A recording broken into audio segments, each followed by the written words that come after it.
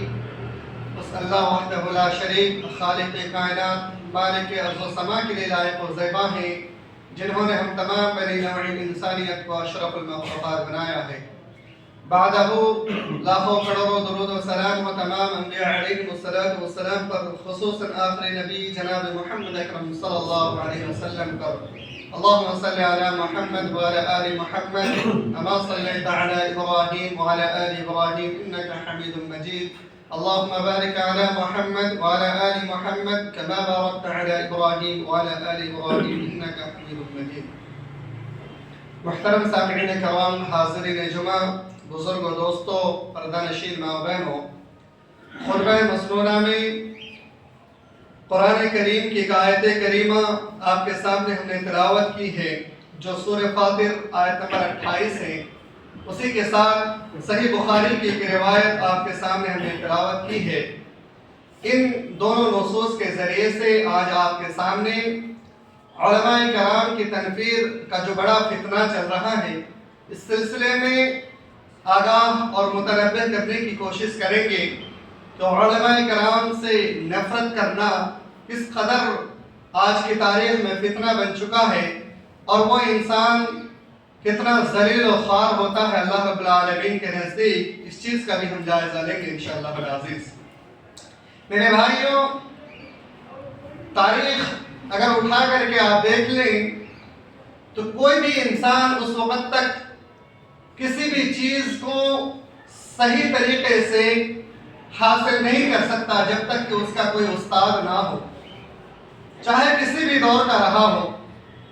آپ ہر دور کے نبی اور اس کے قوم کا اگر جائزہ لیں گے تو نبی کی بات کو ماننے والے لوگوں کو اللہ رب العالمین نے مومنین بنایا اور اس کو صراط مستقیم پر گامزن کیا، لیکن جن لوگوں نے نبی کی اطاعت کرنا چھوڑ دی، نبی کے بتائے ہوئے راستے کو اختیار نہیں کیا، بلکہ اپنے مرضی سے فیصلے لیے، اپنے مرضی سے دین کو سمجھنے کی کوشش کی، وہ ہر دور میں گمراہ ہوئے اور حتیٰ کہ اپنے دور کی کتابوں کی بھی تحریف کر ڈالے اور کچھ سے کچھ معنی و مطلب نکالنا شروع کر دیے۔ یہی سیم معاملہ آج کی تاریخ میں ہے۔ آخری امتی اور آخری رسول کے لیے اللہ رب العالمین نے ایک تحفہ قرآن کریم جیسی مقدس کتاب ہمیں اور آپ کو اللہ نے نوازا۔ اللہ نے اس کتاب کی حفاظت کی ذمہ داری خود لے لی ہے، لیکن آج کی تاریخ میں علماء کرام سے نفرت، علماء کرام سے دوری کی وجہ سے قرآن کریم کی جو تفہیم، قرآن کریم کی جو سمجھ سلف صالحین نے ہمیں اور آپ کو دیا تھا ایک استاد کے ذریعے سے، اس چیز کو ہم استادوں سے، علماء کرام سے دوری اختیار کرنے کے سبب آج ہم اسی قرآن کریم کا جو اصل معنی، اصل مفہوم جو سلف صالحین نے ہمیں بتایا تھا، اس چیز کو چھوڑ کر کے اس کے معنوں میں تعویلات کرنا شروع کر دیے ہیں، جس کے نتیجے میں بہت سارے لوگ آج کی تاریخ میں گمراہ ہو چکے ہیں۔ اور جب تک ایسے لوگ ہوں گے جو قرآن کریم کو یا دیگر حدیث کی کتابوں کو خود سے سمجھنے کی کوشش کریں گے، دین کو خود سے سمجھنے کی کوشش کریں گے، اس میں کوئی دو بات نہیں ہے کہ وہ انسان گمراہ نہ ہو، چونکہ ہر چیز کا ایک استاد ہوتا ہے، اور استاد کے بغیر اگر کوئی انسان کسی چیز کو سمجھنا چاہے تو اس سے خطائیں ہوں گی، اس سے غلطیاں ہوں گی، اور اس میں کچھ سے کچھ وہ نقطہ چینی بھی کرنے کی زحمت کریں گے۔ اسی لیے ہر انسان کے دور میں، ہر انسان کی زندگی میں ایک استاد کا ہونا نہایت ہی ضروری ہے۔ میرے بھائیوں، آج کے اس خطبے میں اسی استاد اور اسی عالم کے حوالے سے چند باتیں آپ کے سامنے رکھیں گے کہ ایک عالم کا ہونا معاشرے کے اندر کتنی بڑی اہمیت اور فضیلت کی بات ہے۔ جب ایک عالم ہمارے معاشرے سے، ہمارے قوم و ملت سے جب ختم ہو جائے گا تو کس طریقے سے لوگ گمراہ ہوتے چلے جائیں گے اور صحیح دین سے بھٹکتے چلے جائیں گے۔ میرے بھائیوں، اللہ کے رسول صلی اللہ علیہ وسلم کی حدیث جو کہ صحیح بخاری کے اندر بیان کی گئی ہے، حضرت عبداللہ بن عمر بن عاص رضی اللہ تعالی عنہ بیان فرماتے ہیں کہ اللہ کے رسول صلی اللہ علیہ وسلم نے ارشاد فرمایا، ان اللہ لا يقبض العلم انتزاعا ينتزعه من العباد۔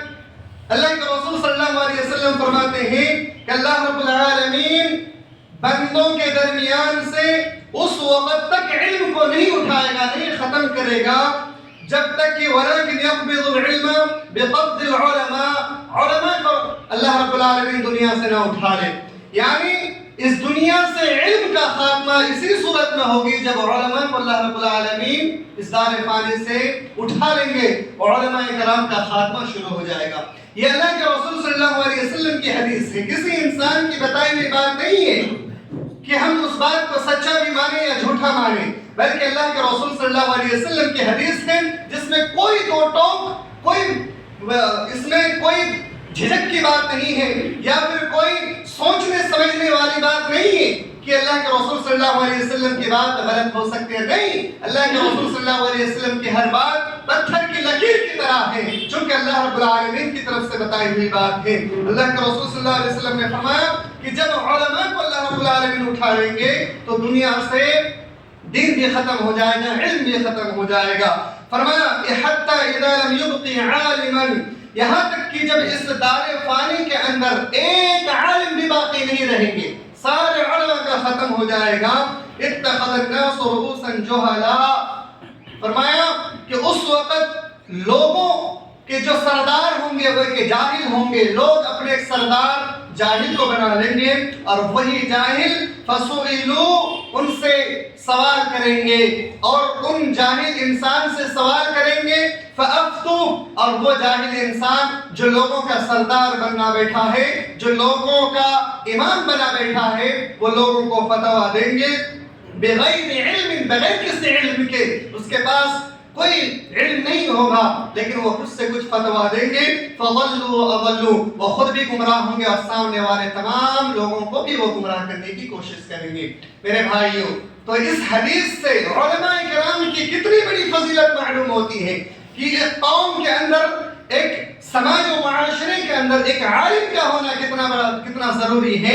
अगर एक आलिम नहीं है तो फिर इंसान गुमराह खुद भी होंगे, दूसरों को भी गुमराह करेंगे। इसलिए एक आलिम की अहमियत का पता चल जाता है। तो मेरे भाइयों, कोई भी इंसान अगर इल्म हासिल करता है और उसके पास कोई आलिम नहीं है तो भला बताइए वो इंसान कैसे अच्छा इल्म हासिल कर सकता है या फिर वो इंसान कैसे सही दीन को समझ सकता है। ये मुमकिन ही नहीं है, नामुमकिन चीज है। इसी तरीके से अल्लाह रब्बुल आलमीन ने सूरह नहल के अंदर भी इरशाद फरमाया कि लोगों को जब जब दीन की जरूरत पड़ी है तब तक अहले इल्म की तरफ रुजू किए हैं और तमाम लोगों से भी मुखातब करके अल्लाह रब्बुल आलमीन ने फरमाया कि लोगों दीन के इल्म अहले इल्म के जरिए से हासिल करो, खुद अपनी जानिब से हासिल ना करो। अपने जानिब से दीन का इल्म हासिल करने के लिए मना किया गया है। जब तक कि एक आलिम के पास आप ना जाएं आप दीन का इल्म हासिल नहीं कर सकते हैं। अल्लाह ने फरमाया फस्अलू अहल ज़िक्र इन कुंतुम ला तअलमून, अहले इल्म से आप जाकर के सवाल करो, अहले इल्म के पास जाकर के आप फतवाओं को तलब करो, अहले इल्म के पास जाकर के कुरान और सुन्नत की बातों को सीखो, दीन की बातों को सीखो। अगर तुम नहीं जानते हो तो एक अहले इल्म अगर आपके समाज में है, आपके मुआशरे में है, तो वो आपको हकीकी दीन के बारे में बतलाएंगे और आपको सही मिल्लत और सही मसलक के बारे में बतलाएंगे। अगर आपके पास अगर एक आलिम दीन ना हो तो फिर आप चाहे जिससे भी फतवा तलब कर ले, आपको गुमराह होना है और फतवा देने वाला खुद भी गुमराह होता चला जाएगा। मेरे भाइयों, इसलिए हमें और आपको परहेज करना चाहिए। इसी तरीके से हमारे मुआशरे में, हमारे समाज में उलमाए किराम के बारे में बड़ी ही हक़ारत की नजर देखी जाती है और उलमाए किराम को आज की तारीख में एक मामूली सा बंदा समझा जाता है। आज की तारीख में उलमाए किराम की कोई कदर नहीं होती है। आपको मालूम है अल्लाह रब्बुल आलमीन ने रोए जमीन के अंदर सबसे बेहतरीन इंसान अगर किसी को चुना वो कौन? अंबिया किराम है। तमाम इंसानों में सबसे अशरफ, सबसे आला, सबसे बेहतरीन इंसान अगर कोई है तो वो अंबिया किराम है। और नबी करीम सल्लल्लाहु अलैहि वसल्लम इरशाद फरमाते हैं कि अंबिया किराम के बाद अगर सबसे बेहतरीन कोई इंसान है तो यही उलमाए किराम है। मेरे भाइयों, जिस इंसान को आज हक़ारत की नजर से हम देखते हैं, اور توہین کی نظر سے دیکھتے ہیں، جس انسان کو آج ہم معمولی سمجھتے ہیں اور اس سے دوری اختیار کرنے کی کوشش کرتے ہیں، یہ انبیاء کرام کے وارثین میں سے ہیں، یہ انبیاء کرام کے بعد روئے زمین میں سب سے بہترین انسان ہے، جس کو ہم اور آپ آج توہین کی نظر سے دیکھتے ہیں۔ میرے بھائیوں، اللہ کے رسول صلی اللہ علیہ وسلم نے فرمایا ان العلماء ورثۃ الانبیاء، علماء کرام انبیاء کرام کے وارثین ہیں۔ انبیاء کرام کے وارثین ہر انسان نہیں بن سکتا۔ جس کے پاس حقیقی علم ہو، جس کے پاس قرآن و سنت کا صحیح علم ہو، جس کے پاس حق و باطل کی تمیز ہو، وہی انسان انبیاء کرام کے وارثین بن سکتے ہیں۔ میرے بھائیوں، آج کی تاریخ میں ایک اور بڑا فتنہ ہمارے سماج و معاشرے میں پایا جاتا ہے۔ سوال یہ کیا جاتا ہے کہ کیا مولانا صاحب، کیا ہم کوئی عالم بننے کے لیے ڈگری کی ضرورت ہے؟ کیا بغیر ڈگری کی کوئی انسان عالم نہیں بن سکتا؟ کتنی بڑی سوچ ہے! کیا اس کی کم عقلی کی بات ہے؟ جب دنیا میں کوئی تعلیم حاصل کرتے ہیں تو بغیر کسی ٹیچر کے ہم ڈگری نہیں پا سکتے ہیں، بغیر کسی استاد کے ہم اعلیٰ تعلیم حاصل نہیں کر سکتے ہیں۔ تاریخ اٹھا کر کے آپ دیکھ لیں، کوئی بھی انسان دنیا میں کوئی بھی تعلیم کیوں نہ ہو جائے، بغیر کسی استاد کو اس نے حاصل کر لیا ہو، کوئی ایک انسان بتلا دے کہ ہم نے حاصل کر لیا ہو، چاہے وہ ڈاکٹری ہو، چاہے وہ وکالت ہو، چاہے وہ انجینئر ہو، چاہے وہ پروفیسر ہو، چاہے وہ ڈاکٹر ہو، چاہے کوئی بھی بڑا سے بڑا طبقہ اس نے علم حاصل کرنے کا اختیار کیا ہو، کسی بھی چیز میں بغیر استاد کا وہ ڈگری بھی حاصل نہیں کر سکتا اور علم بھی نہیں حاصل کر سکتا۔ تو ذرا سوچئے کہ دین کی تعلیم جو تمام دینوں میں سب سے افضل ہے، جو تمام علم میں سب سے اعلیٰ ہے، اس علم کو حاصل کرنے کے لیے، اس دین کی صحیح تعلیم کو حاصل کرنے کے لیے بغیر استاد کے آپ کیسے حاصل کر لیتے ہیں؟ میرے بھائی، یہ ناممکن سی چیز ہے، آپ حاصل ہی نہیں کر سکتے۔ یہ آپ کی کم عقلی کی بات ہے اور یہ آپ کی کم فہمی کی بھی بات ہے۔ اس لیے میرے بھائیوں، ہر چیز میں آپ کو غور و فکر کرنی چاہیے کہ ہر چیز میں جب استاد کی ضرورت ہوتی ہے تو پھر دین اسلام کو سیکھنے کے لیے بغیر استاد کے ہم کیسے سیکھ سکتے ہیں اور کیسے حاصل کر سکتے ہیں؟ میرے بھائیوں، اسی لیے ایک استاد کا ہونا بہت ہی زیادہ ضروری ہے۔ اسی طریقے سے حسن بصری رحمہ اللہ فرماتے ہیں قرآن کریم کی وہ آیت کریمہ پر، جس آیت کریمہ پر اللہ رب العالمین نے علماء کرام کے بارے میں بیان فرما انما یخشی اللہ من عباده العلماء، اگر روئے زمین کے اندر سب سے زیادہ اگر اللہ رب العالمین سے ڈرنے والے اگر کوئی ذات ہے تو وہ علماء ہے، اور یہ علماء حق کی بات ہوتی ہے۔ علماء حق ہی اس روئے زمین کے اندر سب سے زیادہ اللہ رب العالمین سے ڈرنے والی ذات ہے، اس سے زیادہ ڈرنے والی ذات کوئی نہیں ہے۔ یعنی جس کے پاس صحیح علم ہے وہی سب سے زیادہ اللہ رب العالمین سے ڈرتے ہیں۔ بعض لوگ کہتے ہیں کہ آج کی تاریخ میں علماء اللہ سے ڈرتے نہیں ہیں، کچھ سے کچھ فتویٰ دیتے ہیں، لوگوں کو گمراہ کرتے پھرتے ہیں۔ میرے بھائیوں، جو علماء حق ہیں وہ کبھی بھی لوگوں کو گمراہ نہیں کرتا، وہ ہمیشہ آپ کی اصلاح کرنے کی کوشش کرتا ہے، آپ کو ہمیشہ شیطان کے چنگل سے نکال کر کے قرآن و سنت کے راستے پر چلانے کی کوشش کرتا ہے۔ وہ کبھی بھی آپ کو گمراہ کرنے کی کوشش نہیں کرتا، وہ ہمیشہ آپ کو اطیعوا اللہ و اطیعوا الرسول کا راستہ دکھانے کی کوشش کرتا ہے۔ میرے بھائیوں، آپ اس کو اس طریقے سے لعن طعن نہیں کر سکتے ہیں۔ حسن بصری رحمہ اللہ فرماتے ہیں الفتنة اذا اقبلت عرفها كل عالم، حسن بصری فرماتے ہیں کہ جب کوئی فتنہ آتا ہے تو ہر عالم اسے پہچان لیتا ہے کہ یہ فتنہ آ رہا ہے، اور وَإِذَا أَدْبَرَتْ عَرَفَهَا كُلُّ جَاهِلٌ، اور جب وہ فتنہ چلا جاتا ہے، ختم ہونے کو ہو جاتا ہے، تو ہر جاہل انسان بھی اسے پہچان لیتا ہے، جان لیتا ہے۔ میرے بھائیوں، ہر عام انسان جب فتنہ کھڑا ہوتا ہے تو اسے سمجھ نہیں سکتا۔ اسی لیے آج کی تاریخ میں آپ دیکھ لیں، جتنے بھی مدارس سے پڑھے لکھے بچے نہیں ہیں، کالجوں میں پڑھنے والے لڑکے ہیں یا پھر یونیورسٹیوں میں پڑھنے والے لڑکے ہیں یا پھر دنیاوی تعلیمات کو حاصل کرنے والے لڑکے ہیں، جب ان کے پاس سوشل میڈیا کے ذریعے سے کوئی تعلیم پہنچتی ہے، کوئی علم پہنچتی ہے، تو وہ انسان فوراً گمراہ ہو جاتا ہے، اسے وہ ہر چیز اچھی لگنے لگتی ہے، اور جب اس کے خلاف صحیح قرآن و حدیث کی بات دو ٹوک بتائی جاتی ہے تو اس انسان کو بڑی عجیب لگتی ہے کہ یہ کون سی نئی بات اس نے کہہ دی۔ میرے بھائیوں، اسے اس کے بعد اس وقت اس چیز کے بارے میں اسے احساس نہیں ہوتا ہے، لیکن دھیرے دھیرے جب علماء کرام اس کو صحیح بات بتاتا جاتا ہے آخرکار جا کر کے جب اس فتنے کا خاتمہ ہونا شروع ہو جاتا ہے تو ہر عام انسان بھی اسے پہچاننا شروع کر دیتا ہے کہ ایک فتنہ تھا جس کے فتنے میں ہم اور آپ بھی پھنس چکے تھے، لہذا اس سے بچنا چاہیے۔ تو ہر عام انسان فتنے کو نہیں بھانپ سکتا، کیونکہ فتنہ بڑی عجیب اور بڑی غریب ہوتی ہے، فتنہ بہت ہی الگ انداز میں پیدا ہوتا ہے، اس چیز کو ہر عام انسان نہیں سمجھ سکتا، ایک عالم ہی سمجھ سکتا ہے۔ اس لیے فتنوں سے اگر بچنا ہے تو ایک عالم کا دوست بننا، ایک عالم کا سہارا لینا نہایت ہی ضروری ہے۔ اگر آپ ایک عالم کو اپنے سامنے نہیں رکھا اور آپ نے اگر علم کو حاصل کرنے کی کوشش کی تو اسی فتنے میں آپ اور دوسرے لوگ بھی مبتلا ہو جائیں گے۔ میرے بھائیوں، کسی انسان نے کیا بہترین بات کہی ہے، علم حاصل کرنے کے 3 طریقے ہوتے ہیں۔ علم حاصل کرنے کے 3 طریقے ہوتے ہیں۔ نمبر 1، جو خود سے پڑھ کر کے علم حاصل کیا جائے، جو خود سے پڑھ کر کے علم حاصل کیا جائے۔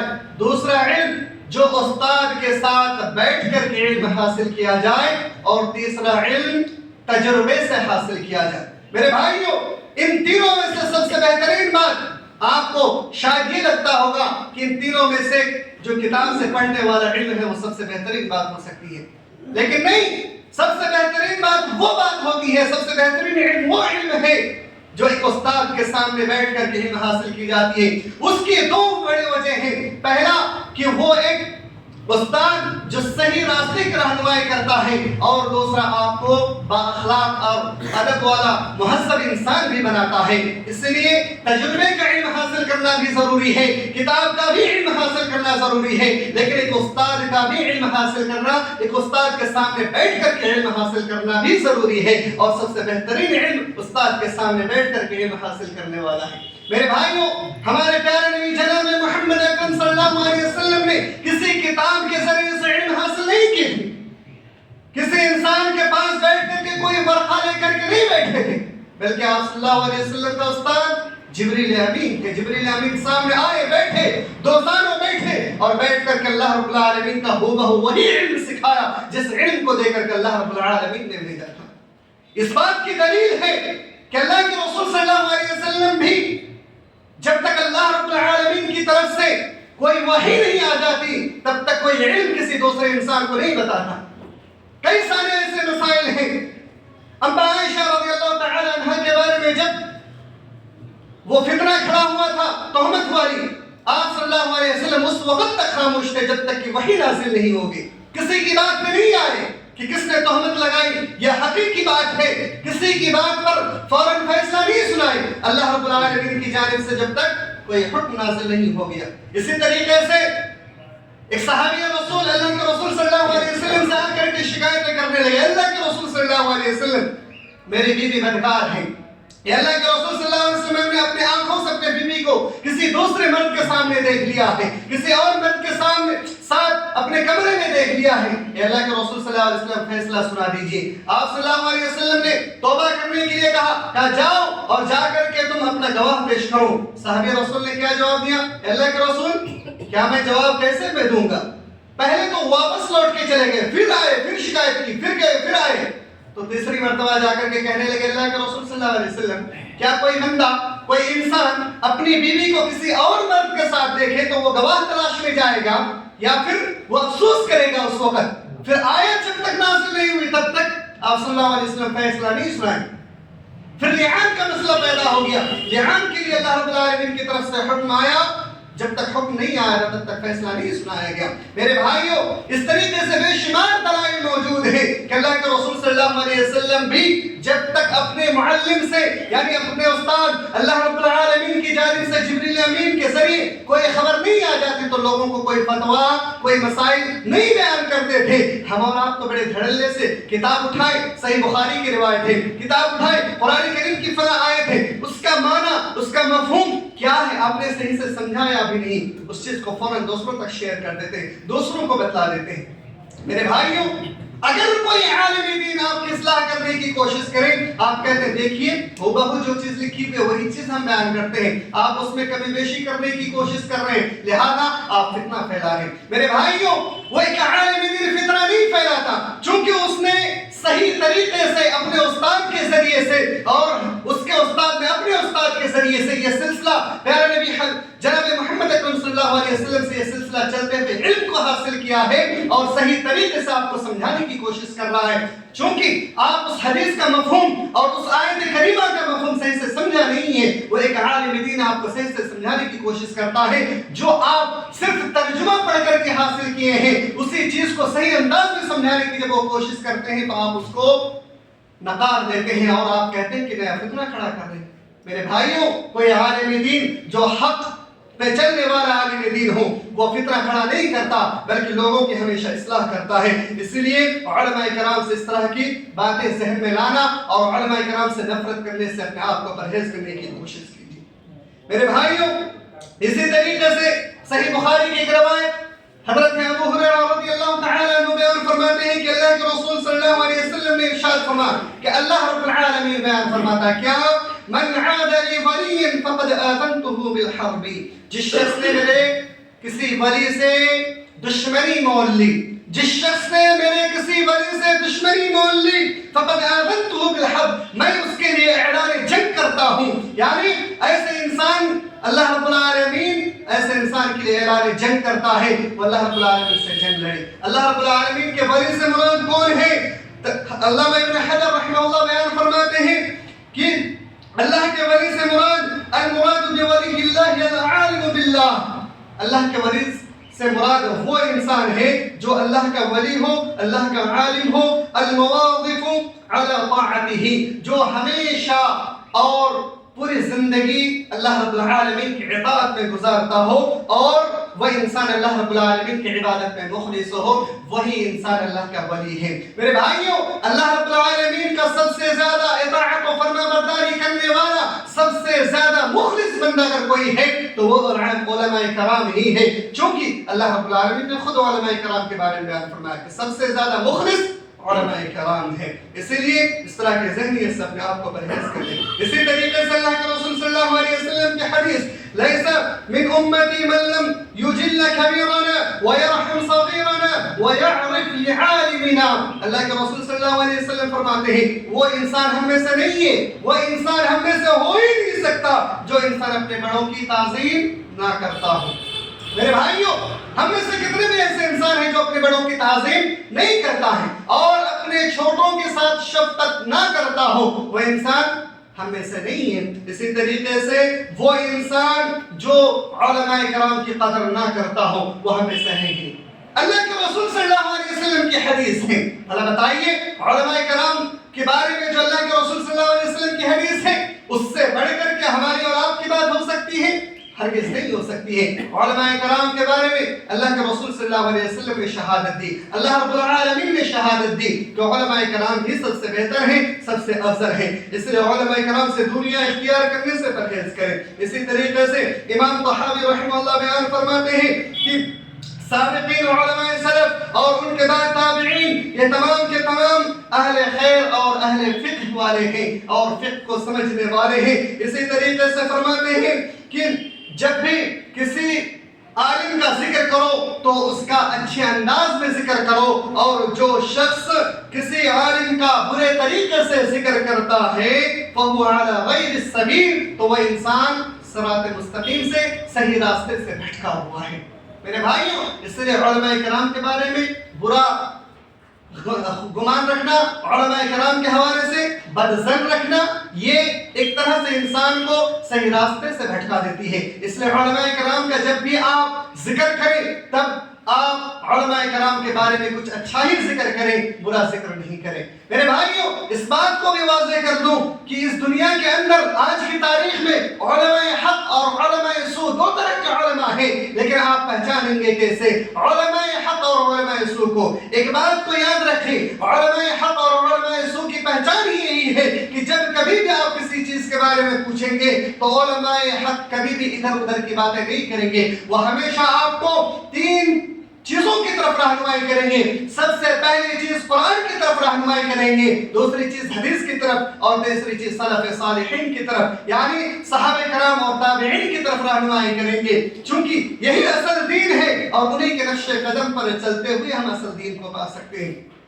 اور علماء سو ہیں وہ ہمیشہ اپنے بڑوں کی طرف باتوں کو ٹالنے کی کوشش کریں گے، کہیں گے ہمارے بڑے نے فرمایا. اور قرآن کی اگر تشریح اگر ان سے پوچھیں تو اپنے بڑوں کی طرف وہ باتوں کو ٹالنے کی کوشش کریں گے. ان کے بڑے کون ہیں؟ ان کے اس بات کو وضاحت کرنے والے کوئی صحابی ہے یا کوئی تابعی ہے، وہ اس بات کو واضح طور پہ نہیں بیان کریں گے. جب وہ اچھی طریقے سے بیان کرنا شروع کر دے اور آپ کو دلیلوں کے اوپر دلیل دے دے اور حق کے ساتھ دے تو سمجھ لے کہ وہ علماء حق ہے، چونکہ وہ ہمیشہ اللہ رب العالمین سے ڈرتے ہوئے صحیح قرآن و سنت کی تعلیم دینے کی کوشش کرتا ہے. میرے بھائیوں، اسی لیے علماء حق جو ہیں ان سے آپ دوری اختیار نہ کریں، ان کے قریب آنے کی کوشش کریں اور جو علماء سو ہیں ان کی باتوں سے بھی پرہیز کرنے کی کوشش کریں. میرے بھائیوں، چند ایک باتیں اور آپ کے سامنے رکھنے کی کوشش کریں گے. علماء کرام سے تنفیر کا جو سب سے بڑا سبب ہے،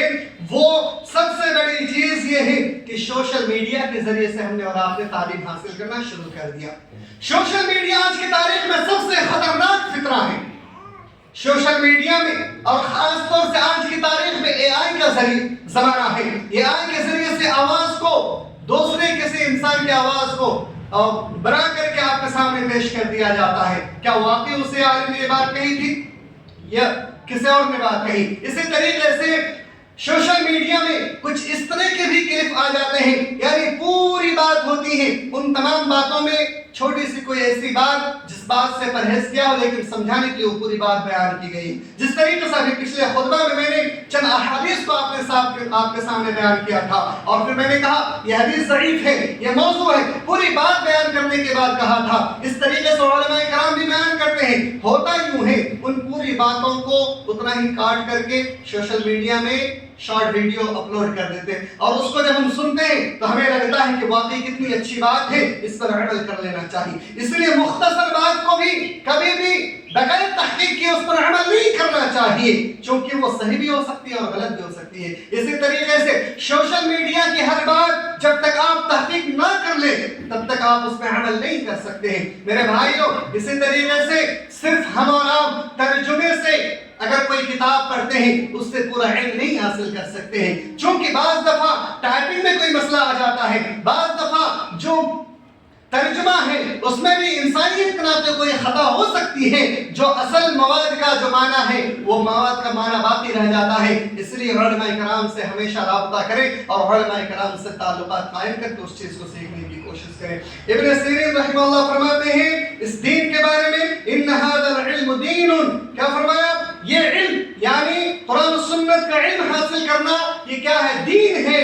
اور فانظر عمن تأخذ دینکم، فرمایا کہ تم دیکھ لیا کرو کہ تم کس کے ساتھ کس چیز کے ذریعے سے علم حاصل کرتے ہو، کیا وہ علم دینے والا شخص صحیح ہے یا غلط ہے. اس لیے اس چیز کی تحقیق کر لیا کرو، بغیر تحقیق کے کسی بھی انسان سے علم حاصل نہ کرو.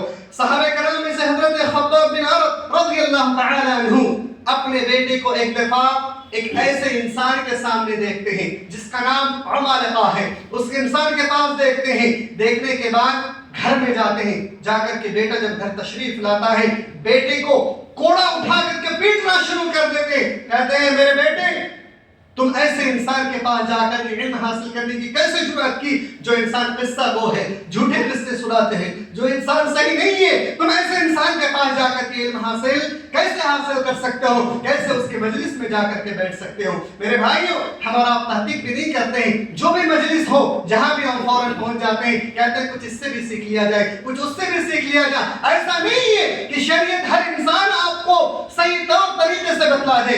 آپ جائیں گے آپ کو قرآن و حدیث کا حوالہ دے کر کے آپ کو گمراہ کر دیں گے، چونکہ آپ عام انسان ہیں، چونکہ آپ کے پاس اتنی فہم نہیں ہے، آپ کے پاس اتنی سمجھ نہیں ہے. اگر آپ کو کہہ دیا جائے کہ صحیح بخاری کی روایت ہے اور صحیح بخاری سے چند باتیں لے کر کے مسند احمد کی روایت یا پھر سلسلہ الصحیفہ میں سے کوئی روایت چند باتوں کو لے کر کے آپ کے سامنے رکھ دیا جائے، کیا آپ ان باتوں کو سمجھ سکیں گے؟ نہیں سمجھ سکیں گے. اور یہ بات ہو رہا ہے آج کی تاریخ میں، ایسا فتنہ چل رہا ہے، چونکہ چند علماء یا پھر چند ایسے اسکالر جو کہ اپنے آپ کو اسکالر بتلاتے ہیں لیکن اس نے کسی عالم سے دین کو حاصل نہیں کیا، لیکن وہ لوگ قرآن و حدیث کی باتوں کو لیتے ہیں، حدیث کو چھوٹی سی بات کو لے کر کے کسی ضعیف بات کی طرف منتقل کر دیتے ہیں اور لوگوں کو بتلاتے ہیں کہ یہ دیکھیے یہ صحیح دین ہے، اور پھر صحابہ کرام کے بارے میں ذہن میں غلط وسوسے کو پیدا کیا جاتا ہے اور اس بات کو سوچنے پر مجبور کر دیا جاتا ہے کہ کیا واقعی وہ سارے کے سارے صحابہ کرام